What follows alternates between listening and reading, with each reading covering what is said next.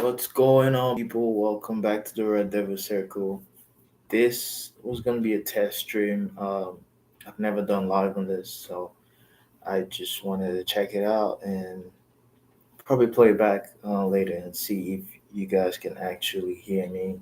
So this is just a test stream, but in other words, I'm new to this. Thank you guys for being very supportive. Yeah, we're just gonna try the live stream for the first time, so I'm actually excited about this. I'm glad for the subscribers we've had the past few days. Thank you all for coming on. Let's get into it. I'm so skeptical about the volume. I'm not using the speakers, so yeah. It has to be a really quiet room. So yeah, I have to look into that some other time. But let's get into it, guys. Elanga to Newcastle. It's here we go, and in the transfer window where we haven't had really much to engage in as Manchester United fans. I mean, we've definitely had a lot of fake stuff to engage in, but in a transfer window where we are not doing, we're not getting our business done, and we're not being very active. Um, that's that's some good news right there, because from the sell-on clause, we're getting about 15% for Anthony Elanga, 50%, 15% of the deal, which is being reported to be about 55 million in total. So from not we're gonna get 15% from that deal. The fee being given to Nottingham Forest, if that's how you say it. Um, yeah, so which will amount to about 8 million or 6 to 8 million. Um, yeah, so that at least gives us a bit of leeway maybe to get other things done. I mean, it's been a very competitive market, so I don't know how much good 8 million or 6 million is going to do for us really. Mm, maybe it gives us a bit of help to go get other things done. Um, every little thing matters when it comes to Manchester United at this point, and if six if 6 to 8 million is gonna give us a kick in the ass to go get other things done, I'm here for it. I'm not 100% sure if that price is gonna help us do other deals because we have so much to get done. We still have the midfielder there, which has not been done yet. Our target this whole transfer window, everyone has been saying is the striker position. Everyone knows it's the striker position. Still not done yet. Buemo still not done. Um, I don't know. Maybe that 8 million will give us a bit of license to go get that Buemo deal out of the way. I'm tired of seeing the Buemo news. Um, there's been new reports actually today that the deal might be stalling because of the latest transfers of Juan Pedro to Chelsea, and this breaking news, the Anthony Elanga deal. Um, it's making the Brian Buemo deal to stall just because the fees there, the fees Chelsea gave for Juan Pedro, and then the fees Nottingham is getting for Anthony Elanga. It's it's pretty much um, is making the position of Brentford the their position of trying to get 60 plus million for for the main man in Brian Mbeumo is making their position more, it makes a lot more sense in this transfer window because prices and stuff fluctuates in different transfer windows. The way you might view a talent and the price expectations, it's very different from transfer window to transfer window, and it just makes a lot of sense now. that they've demanded 60 plus million for Anthony Elanga. Sorry, they've demanded 60 plus million for Brian Mbuemo. So that fee will not, if Manchester United was planning to reduce that fee, um, trying to get a bit more out of the deal, that's totally way off the mark now. We're gonna end up probably paying a lot more than 62 million, what which was what the expected fee was for Brian Mbuemo. That's the target. Um, Brentford wanted to be hit for them to approve the sale, the sale of Brian Mbeumo. But we did not hit that price, and we were messing around with the deal.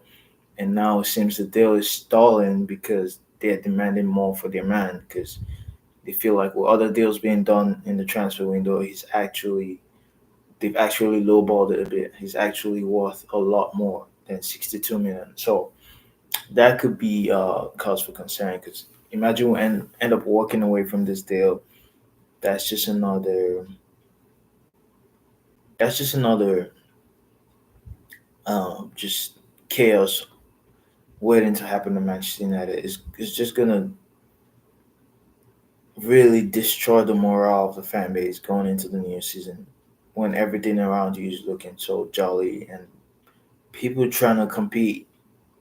Um, Everyone around you is trying to compete in the English Premier League. They're trying to be relevant, and we're just trying to stay relevant. You know what I mean? Like, I really hope this audio is working because I'm putting up some bars in here tonight, guys. Yeah, but like, and subscribe, guys. Don't forget to do that. Leave a thumbs up and let me know in the comments what you think. I am so eager to watch this back because I don't know how the sound is, but whatever we get from this video, we'll be making improvements. So stay with me, guys. Stay with me. But yeah, that is the news. That is pretty much the news today. It wasn't going to be a long video because, like I said, I'm just testing it out. But Elanga to Newcastle is a here we go, and we might be looking to grab 8 million from that, or 6 to 8 million from that. Um, does that excite you guys? Do you think that's going to give us maybe an olive branch because we're so broke? Do you think that's going to give us a bit of something to go get all the deals done? Maybe finalize the Embuemo deal. I think 8 plus million. I mean, if you're adding it to the direct fee, I mean, we're gonna give Brentford 55 million plus about 7 million add-ons. But if we get that 8 million from the Antonio Langa deal, you could add a lot more to the initial fee and spur and just get this deal done. The third bid hasn't gone in yet from all the reports today, from all the latest reports. So once that third bid goes in, we it has to be done. It has to be a done deal. I'm tired of seeing the Brian Buemo story. It's been a long, ridiculous saga in a transfer window where we need a lot more done. So let's just get that out of the way. Maybe other sales are gonna bring in more cash, but I really want this to be a point where we start actually getting fans excited for the new season because there's nothing to be excited about, and there's I'm not trying to overstate anything in that sense. There's literally nothing to be excited about, and they need to give us something. We already know Amorim is not he can't do much with this team at the moment.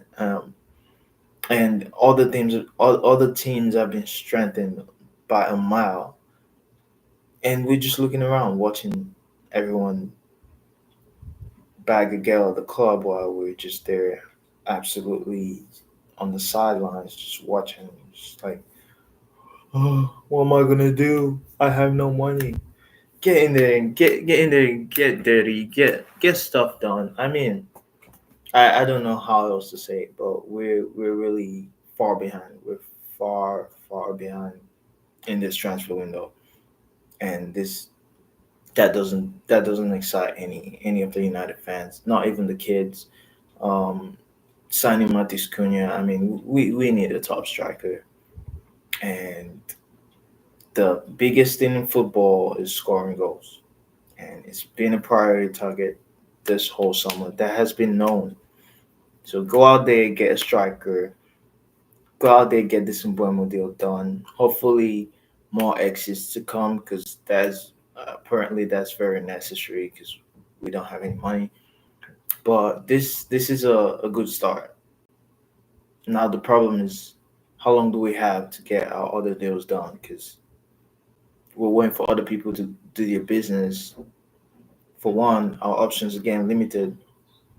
Secondly, we don't have enough time to pull what we have to do off. So in other words, to pull off what we have to do. So it's not looking good either way. So yeah, hopefully this might be a start of a breakthrough, but I don't see it because it's starting to look like this transfer window is already gone to shit, and we should just roll over to the, roll over to the next one, which is not even.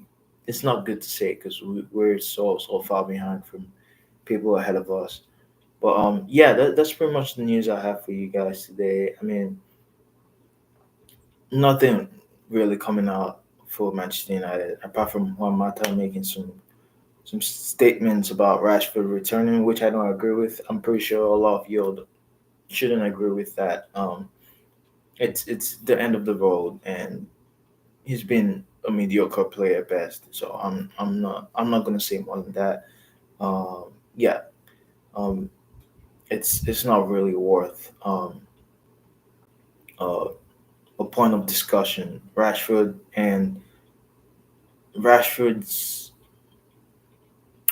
career is over to Manchester United, and the manager does not want him, and it doesn't do anyone any good to try to paper over the cracks and try to bring him on the tour and try to make something good out of it. And there's nothing good gonna come out of going back to an ex.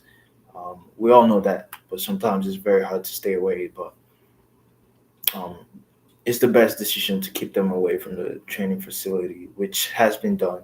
So Malasia, Rashford, um, Garnacho, these players can go back. They're not on tour. They haven't been training with the team, and I think that's the right decision. Now, the only thing that's the problem for us is that we don't have our signings on tour. We're struggling in the transfer market. That is the problem of a Manchester United fan, and that is a serious cause for concern because we're not competing at all for anything. And as a United fan, I feel like shit. I bluntly feel like shit about this club.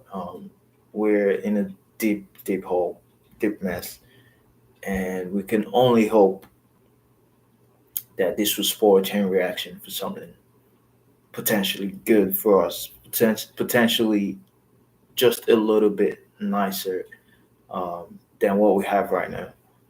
But yeah, that's gonna be it for today's video. Like I said, I'm gonna be watching this back. But thank you for staying on. Thank you for tuning in, and I'll catch you on the next one. Peace out.